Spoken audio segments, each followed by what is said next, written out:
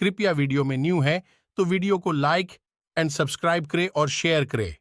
धृतराष्ट्र ने कहा, संजय, निश्चय ही अर्जुन ने अपनी इच्छा से हमारे सब सैनिकों का वध किया।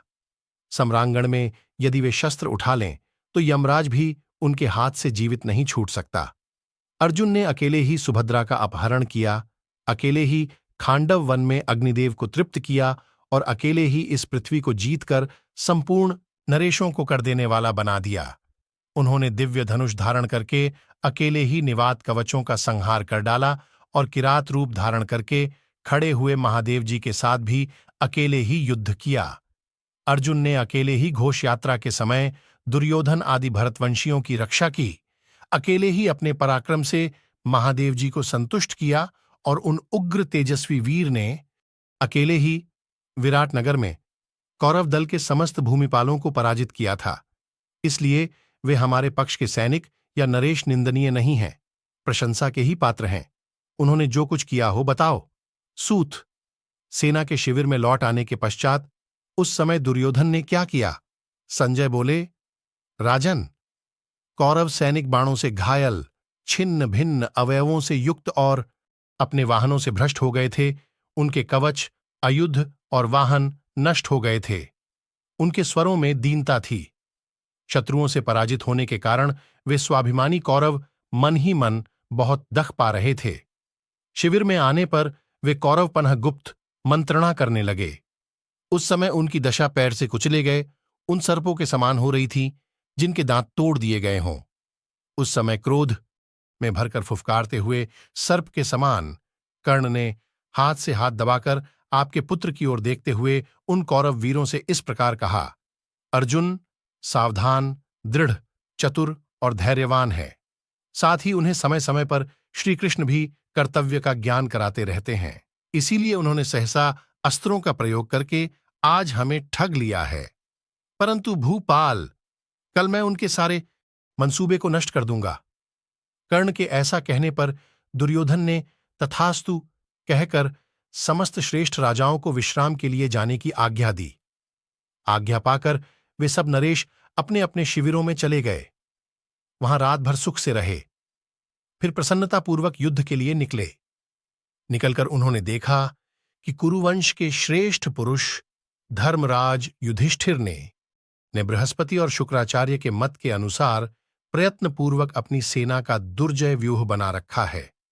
तदनंतर शत्रु वीरों का संहार करने वाले दुर्योधन ने शत्रुओं के विरुद्ध व्यूह रचना में समर्थ और वृषभ के समान पुष्ट कंधों वाले प्रमुख वीर कर्ण का स्मरण किया। कर्ण युद्ध में इंद्र के समान पराक्रमी, मरुदगणों के समान बलवान तथा कार्तवीर्य अर्जुन के समान शक्तिशाली था। राजा दुर्योधन का मन उसी ओर गया। जैसे प्राण संकट काल में लोग अपने बंधुजनों का स्मरण करते हैं, उसी प्रकार समस्त सेनाओं में से केवल महाधनुर्धर सूतपुत्र कर्ण की ओर ही उसका मन गया। धृतराष्ट्र ने पूछा, सूत, तत्पश्चात दुर्योधन ने क्या किया? मूर्खों, तुम लोगों का मन जो वैकर्तन कर्ण की ओर गया था उसका क्या कारण है? जैसे शीत से पीड़ित हुए प्राणी सूर्य की ओर देखते हैं, क्या उसी प्रकार तुम लोग भी राधापुत्र कर्ण की ओर देखते थे संजय? सेना को शिविर की ओर लौटाने के बाद जब रात बीती और प्रातःकाल पुनः संग्राम आरंभ हुआ, उस समय वैकर्तन कर्ण ने वहां किस प्रकार युद्ध किया तथा समस्त पांडवों ने सूतपुत्र कर्ण के साथ किस प्रकार युद्ध किया तथा समस्त पांडवों ने सूतपुत्र कर्ण के साथ किस प्रकार युद्ध आरंभ किया। अकेला महाबाहु कर्ण सृंजों सहित समस्त कुंती पुत्रों को मार सकता है। युद्ध में कर्ण का बाहुबल इंद्र और विष्णु के समान है। उसके अस्त्र शस्त्र भयंकर हैं तथा उस महामनस्वी वीर का पराक्रम भी अद्भुत है।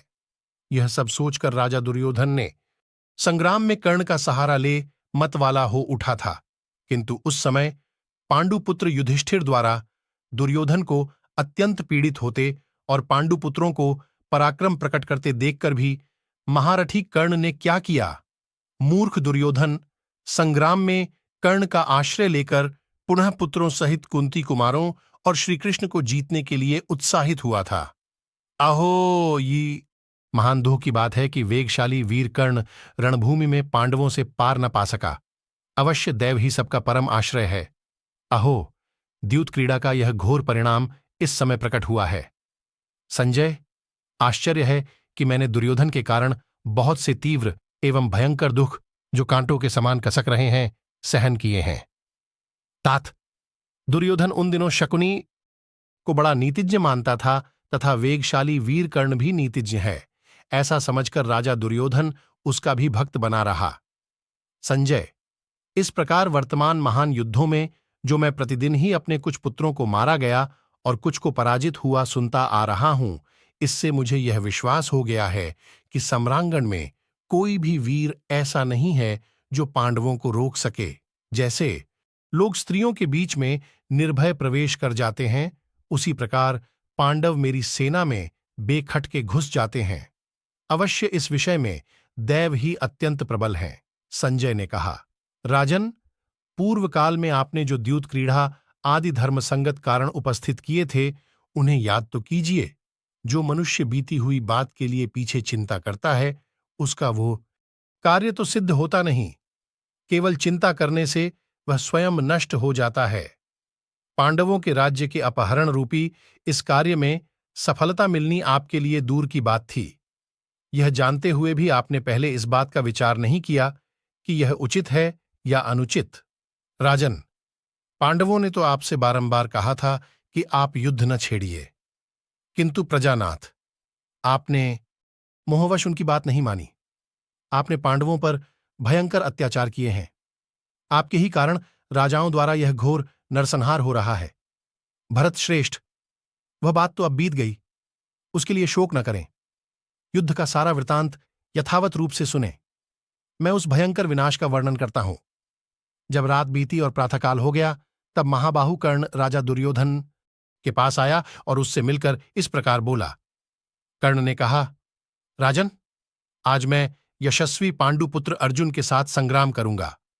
या तो मैं ही उस वीर को मार डालूंगा या वही मेरा वध कर डालेगा, भरतवंशी नरेश। मेरे तथा अर्जुन के सामने बहुत से कार्य आते गए, इसीलिए अब तक मेरा और उनका द्वैरथ युद्ध न हो सका। प्रजानाथ, भरतनंदन, मैं अपनी बुद्धि के अनुसार निश्चय करके यह जो बात कह रहा हूं, उसे ध्यान देकर सुनो। आज मैं रणभूमि में अर्जुन का वध किए बिना नहीं लौटूंगा। हमारी इस सेना के प्रमुख वीर मारे गए हैं, अतः मैं युद्ध में जब इस सेना के भीतर खड़ा होऊंगा, उस समय अर्जुन मुझे इंद्र की दी हुई शक्ति से वंचित जानकर अवश्य मुझ पर आक्रमण करेंगे। जनेश्वर, अब जो यहां हितकर बात है, उसे सुनिए। मेरे तथा अर्जुन के पास भी दिव्यास्त्रों का समान बल है। हाथी आदि के विशाल शरीर का भेदन करने, शीघ्रतापूर्वक अस्त्र चलाने, दूर का लक्ष्य वेधने, सुंदर रीति से युद्ध करने तथा दिव्यास्त्रों के प्रयोग में भी सव्यसाची अर्जुन मेरे समान नहीं है। भारत, शारीरिक बल, शौर्य, अस्त्र विज्ञान, पराक्रम तथा शत्रुओं पर विजय पाने के उपाय को ढूंढ निकालने में भी सव्यसाची अर्जुन मेरी समानता नहीं कर सकते। मेरे धनुष का नाम विजय है।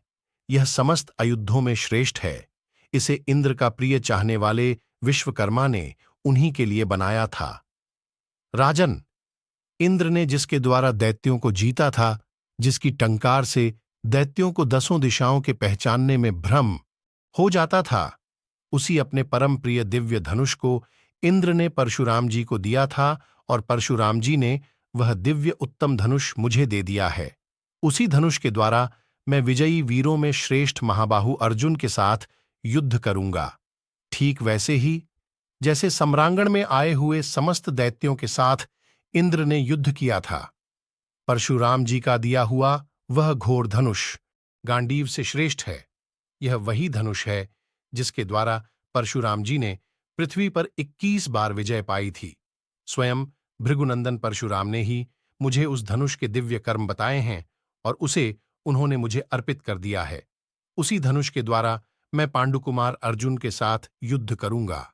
दुर्योधन, आज मैं समरभूमि में विजयी पुरुषों में श्रेष्ठ वीर अर्जुन का वध करके बंधु बांधवों सहित तुम्हें आनंदित करूंगा। भूपाल, आज उस वीर के मारे जाने पर पर्वत, वन, द्वीप और समुद्रों सहित यह सारी पृथ्वी तुम्हारे पुत्र पौत्रों की परंपरा में प्रतिष्ठित हो जाएगी। जैसे उत्तम धर्म में अनुरक्त हुए मनस्वी पुरुष के लिए सिद्धि दुर्लभ नहीं है, उसी प्रकार आज विशेषतः तुम्हारा प्रिय करने हेतु मेरे लिए कुछ भी असंभव नहीं है। जैसे वृक्ष अग्नि का आक्रमण नहीं सह सकता, उसी प्रकार अर्जुन में ऐसी शक्ति नहीं है कि मेरा वेग सह सकें। परंतु जिस बात में मैं अर्जुन से कम हूं, वह भी मुझे अवश्य बता देना उचित है। उनके धनुष की प्रत्यंचा दिव्य है। उनके पास 2 बड़े बड़े दिव्य तर्कस हैं जो कभी खाली नहीं होते, तथा उनके सारथी श्रीकृष्ण हैं। ये सब मेरे पास वैसे नहीं हैं। यदि उनके पास युद्ध में अजेय श्रेष्ठ दिव्य गांडीव धनुष है, तो मेरे पास भी विजय नामक महान दिव्य एवं उत्तम धनुष मौजूद है। राजन, धनुष की दृष्टि से तो मैं ही अर्जुन से बढ़ा चढ़ा हूं, परंतु वीर पांडुपुत्र अर्जुन जिसके कारण मुझसे बढ़ जाते हैं, वह भी सुन लो। सर्वलोक वंदित दशारहकुल नंदन श्रीकृष्ण उनके घोड़ों की रास संभालते हैं। वीर, उनके पास अग्नि का दिया हुआ सुवर्ण भूषित दिव्य रथ है, जिसे किसी प्रकार नष्ट नहीं किया जा सकता। उनके घोड़े भी उनके समान वेगशाली हैं। उनका तेजस्वी ध्वज दिव्य है, जिसके ऊपर सबको आश्चर्य में डालने वाला वानर बैठा रहता है। श्रीकृष्ण जगत के स्रष्टा हैं। वे अर्जुन के उस रथ की रक्षा करते हैं। इन्हीं वस्तुओं से हीन होकर मैं पांडुपुत्र अर्जुन से युद्ध की इच्छा रखता हूं। अवश्य ही ये युद्ध में शोभा पाने वाले राजा शल्य श्रीकृष्ण के समान हैं। यदि ये मेरे सारथी का कार्य कर सकें, तो तुम्हारी विजय निश्चित है।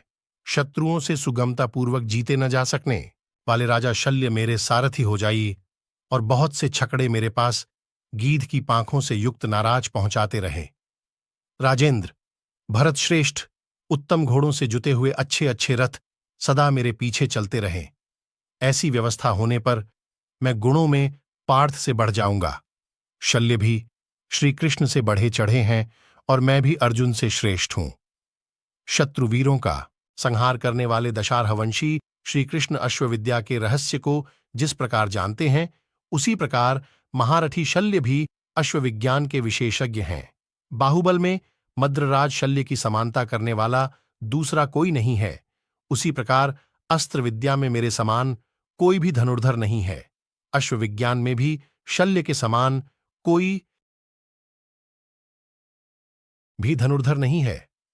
अश्वविज्ञान में भी शल्य के समान कोई नहीं है। शल्य के सारथी होने पर रथ अर्जुन के रथ से बढ़ जाएगा। ऐसी व्यवस्था कर लेने पर जब मैं रथ में बैठूंगा, उस समय सभी गुणों द्वारा अर्जुन से बढ़ जाऊंगा। कुरुश्रेष्ठ, फिर तो मैं युद्ध में अर्जुन को अवश्य जीत लूंगा। इंद्र सहित संपूर्ण देवता भी मेरा सामना नहीं कर सकेंगे।